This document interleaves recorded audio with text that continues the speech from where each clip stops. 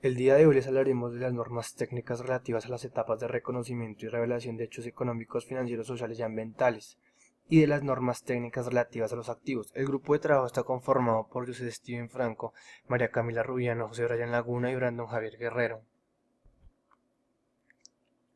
Inicialmente, hablaremos de las normas técnicas relativas a las etapas de reconocimiento y revelación de hechos económicos, financieros, sociales y ambientales. Como podemos observar, las normas técnicas precisan los criterios que se deben tener en cuenta al elaborar y presentar información financiera, económica, social y ambiental, y esto debe estar en relación con el régimen de contabilidad pública. Estas normas comprenden las técnicas relativas a los activos, pasivos y patrimonios y a su vez a las cuentas de actividad financiera, económica, social y ambiental y además de las cuentas de orden. Se deben tener claro tres aspectos para el reconocimiento de las transacciones, hechos y operaciones, los cuales son: primero, asociar claramente los estados financieros y sus elementos, los cuales son activos, pasivos, patrimonio, ingresos, gastos, costos y cuentas de orden. Segundo, que la respectiva aplicación de los recursos para el cumplimiento de sus funciones sean ciertas. Tercero, que la magnitud de la partida pueda ser medida confiablemente en términos monetarios y a su vez de manera clara en términos cualitativos y cuantitativos.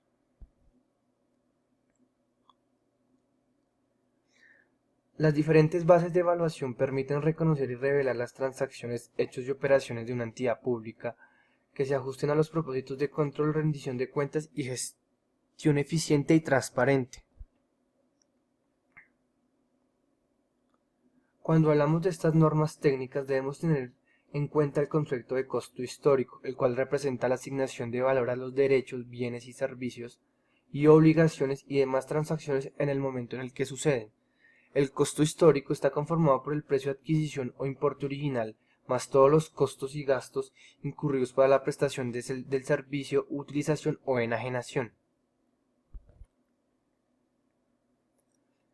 El costo histórico será objeto de actualizaciones usando para ello criterios técnicos acorde a cada circunstancia, y esto con el fin de que la información contable no pierda confiabilidad en el transcurso del tiempo. En el siguiente cuadro podemos ver 5 criterios de actualización del costo histórico. En primer lugar, el costo reexpresado.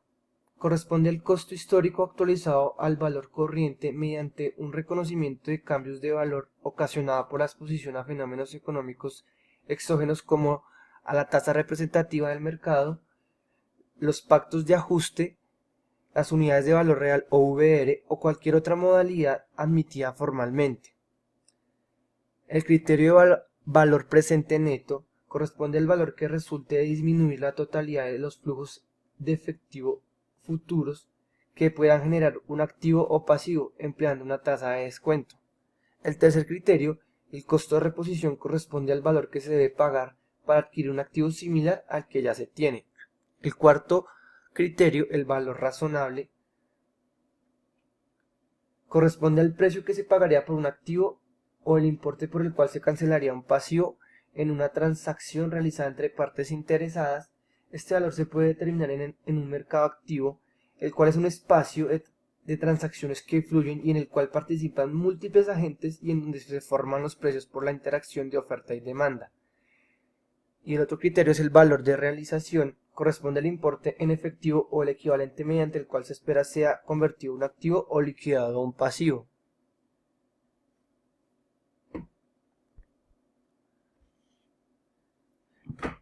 Hablando un poco de las normas técnicas relativas a los activos, se puede decir que los activos tangibles e intangibles con los cuales cuenta la entidad pública son obtenidos de hechos que ocurrieron en el pasado, los cuales espera obtener algún beneficio futuro.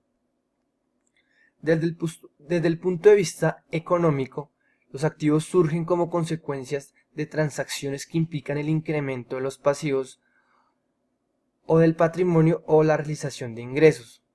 Las normas técnicas relativas a los activos están orientadas a definir criterios para el reconocimiento y revelación de los hechos relacionados con los bienes y derechos de la entidad contable pública, derivados del desarrollo de sus funciones de cometido estatal.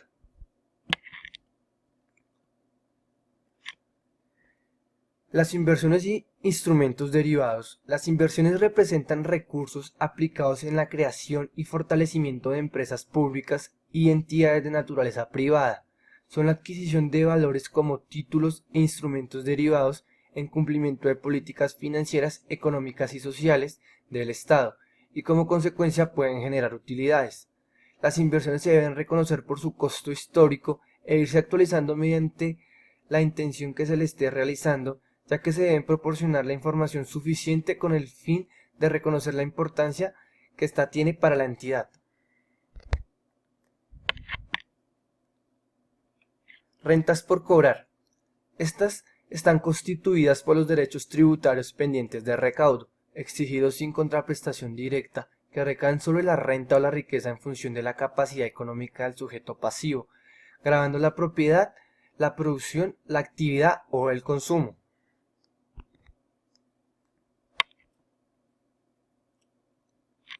Deudores. Estos representan los derechos de cobro de la entidad contable pública. Se reconocen por su importe original o por el valor convenido. Los métodos y criterios de provisión son el general y el individual.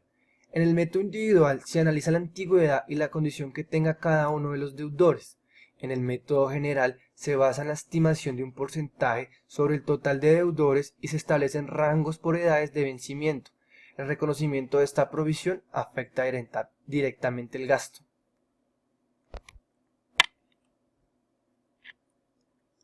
Inventarios. Son los bienes tangibles, muebles e inmuebles e intangibles adquiridos o producidos por la entidad. La comercialización de estos comprende el proceso de intermediación entre los centros de producción y los destinos de consumo. Se deben reconocer por su valor histórico y se llevarán a cabo por el sistema permanente. Para efectos de valoración y de costo se puede aplicar el sistema PEPS o promedio ponderado. El cálculo y registro de la provisión deberá efectuarse al cierre del periodo contable. Estos se revelan de acuerdo con su estado de elaboración en productos terminados, en productos en proceso, materias primas y materiales, y de acuerdo con su disponibilidad en inventarios en tránsito y en poder de terceros.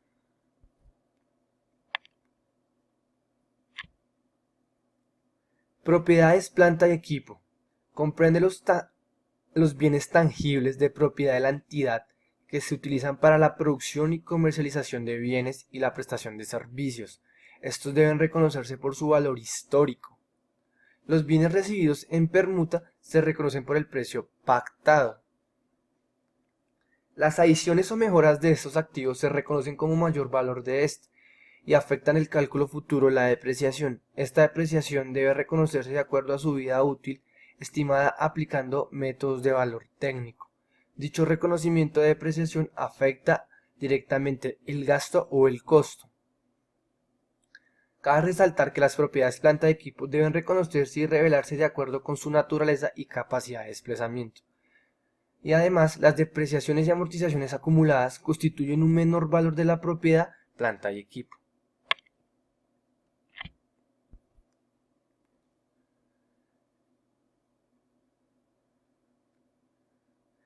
Bienes de beneficio y uso público e históricos y culturales. Son bienes públicos destinados para el uso y gozo de los habitantes del territorio nacional, que buscan generar bienestar social y cultural. Su dominio recae sobre las entidades públicas contables, sus bienes formados o adquiridos en virtud de la ejecución de contratos de concesión. Una de las principales características es que se deben reconocer por el costo histórico. Podemos hablar un poco de las donaciones, aquellas que corresponden al valor convenido entre dos partes, al estimado mediante avalúo técnico de conformidad con las disposiciones legales vigentes. Además, el mejoramiento y rehabilitación se reconoce como mayor valor de los bienes y en consecuencia afectan el cálculo futuro de la amortización. El mantenimiento se reconoce como un gasto. Su reconocimiento debe realizarse con la medición monetaria confiable. Cuando no sea posible la medición monetaria confiable, deben revelarse por medio de información cualitativa o cuantitativa física en notas a los estados contables.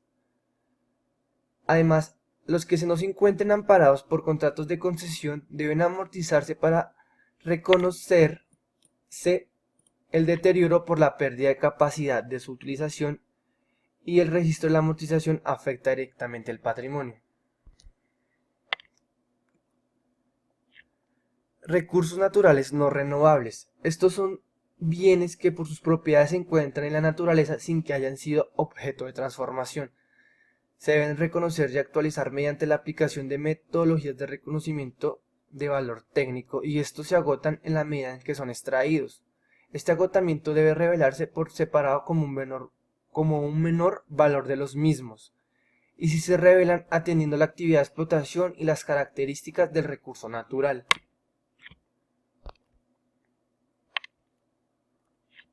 Otros activos. Estos comprenden los recursos tangibles e intangibles que son complementarios para el cumplimiento de las funciones estatales de la entidad contable pública. Además, los activos diferidos deben reconocerse por su costo histórico y por regla general no son susceptibles de actualización, excepto para los que de manera específica así se determine. Los bienes de arte y cultura y los intangibles se reconocen por su costo histórico y no son susceptibles de actualización. Los bienes adquiridos en leasing financiero se reconocen por el valor presente neto de los cánones futuros y opción de compra pactados.